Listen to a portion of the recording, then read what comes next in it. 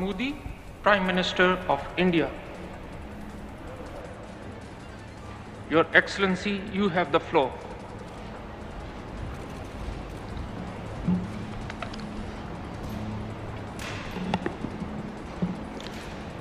Friends, आज मैं आपके बीच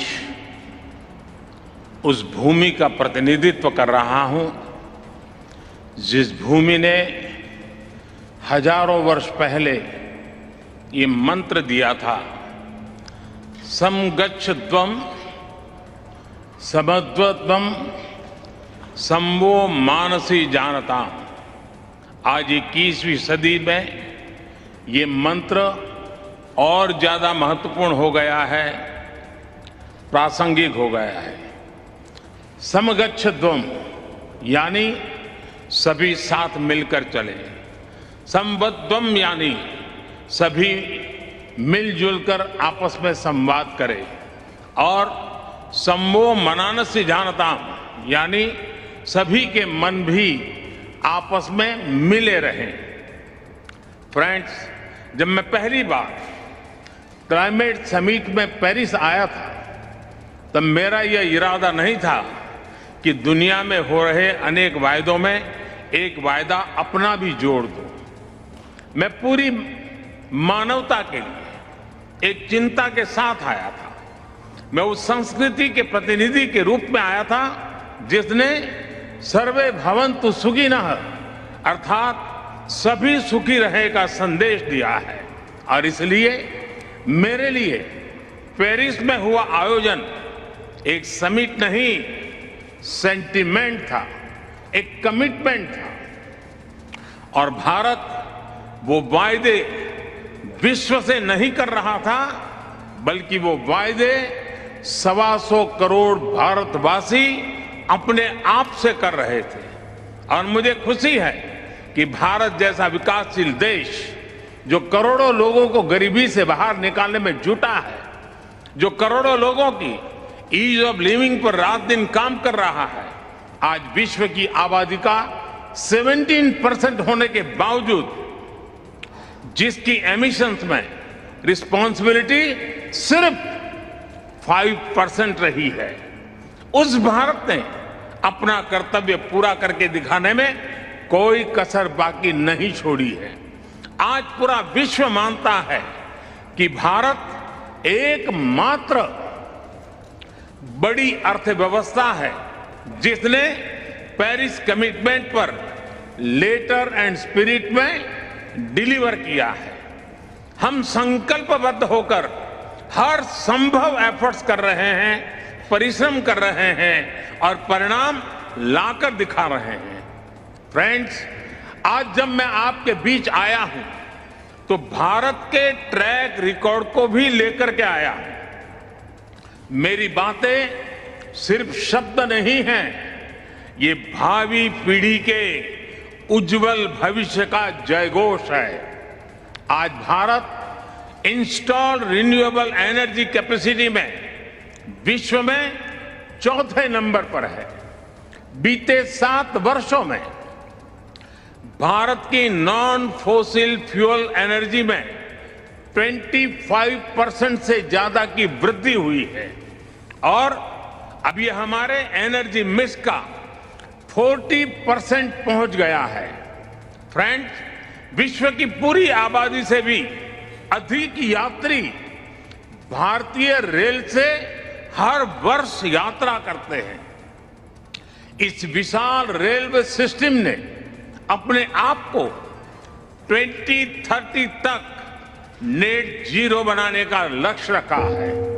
अकेली इस पहल से सालाना 60 मिलियन टन एमिशन की कमी होगी।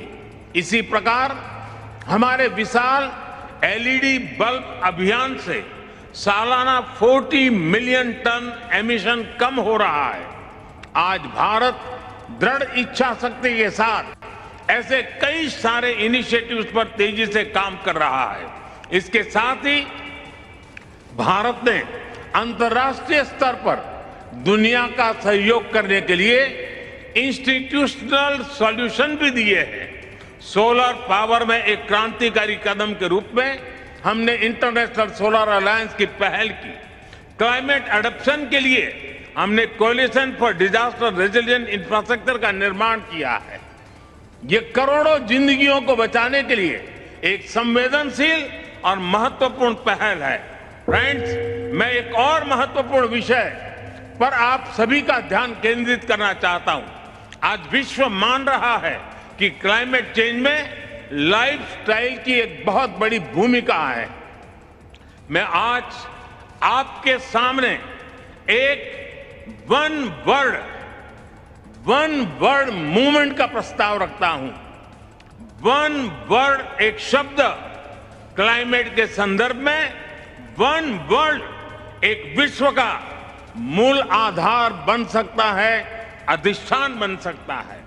ये एक शब्द है लाइफ, LIFE, यानी लाइफस्टाइल फॉर एनवायरमेंट। आज जरूरत है कि हम सभी लोग एक साथ आकर कलेक्टिव पार्टिसिपेशन के साथ लाइफस्टाइल फॉर एनवायरमेंट यानी लाइफ को एक अभियान की तरह आगे बढ़ाएं। ये एनवायरमेंटल कॉन्शियस लाइफस्टाइल का एक मास मूवमेंट बन सकता है।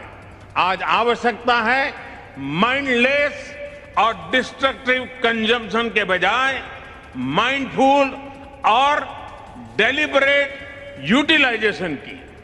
ये मूवमेंट एक साथ मिलकर ऐसे लक्ष्य तय कर सकता है जो डाइवर्स एरिया जैसे fishing, agriculture, wellness, dietary choices, housing, packaging, hospitality, tourism, clothing, fashion, water management और एनर्जी जैसे अनेक सेक्टर्स में एक क्रांतिकारी बदलाव ला सकता है।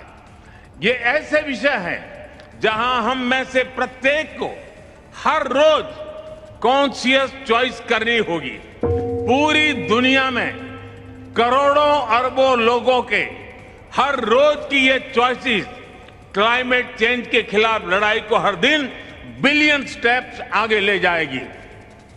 और मैं इस आर्थिक आधार पर, वैज्ञानिक आधार पर, बीती शताब्दी के अनुभवों के आधार पर हर कसौटी पर खरा उतरने का मूवमेंट मानता हूं।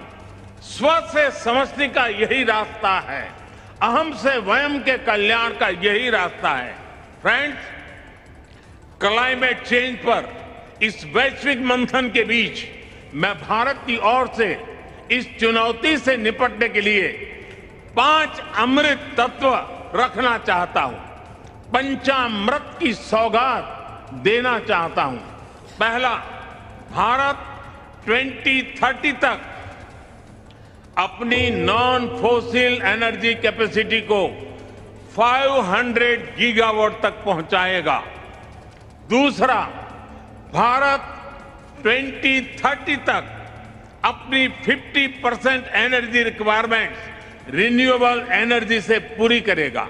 तीसरा, भारत अब से लेकर 2030 तक के कुल प्रोजेक्टेड कार्बन एमिशन में 1 बिलियन टन की कमी करेगा।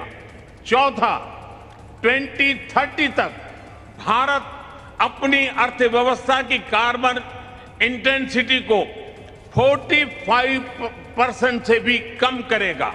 और पांचवा, वर्ष 2070 तक भारत नेट जीरो का लक्ष्य हासिल करेगा। ये पंचामृत क्लाइमेट एक्शन में भारत का एक अभूतपूर्व योगदान होंगे।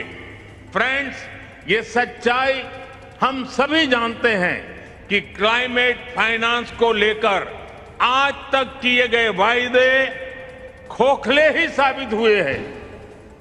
जब हम सभी क्लाइमेट एक्शन पर अपने एम्बिशन बढ़ा रहे हैं, तब क्लाइमेट फाइनेंस पर विश्व के एम्बिशन वही नहीं रह सकते जो पेरिस एग्रीमेंट के समय थे।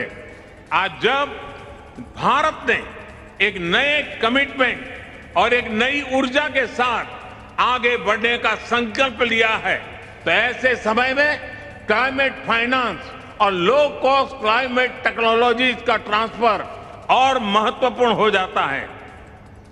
भारत की अपेक्षा है कि विकसित देश जल्द से जल्द $1 ट्रिलियन का क्लाइमेट फाइनेंस उपलब्ध कराएं। आज आवश्यकता है कि जैसे हम क्लाइमेट मिटिगेशन में हुई प्रगति को ट्रैक करते हैं, वैसे ही हम क्लाइमेट फाइनेंस को भी ट्रैक करें।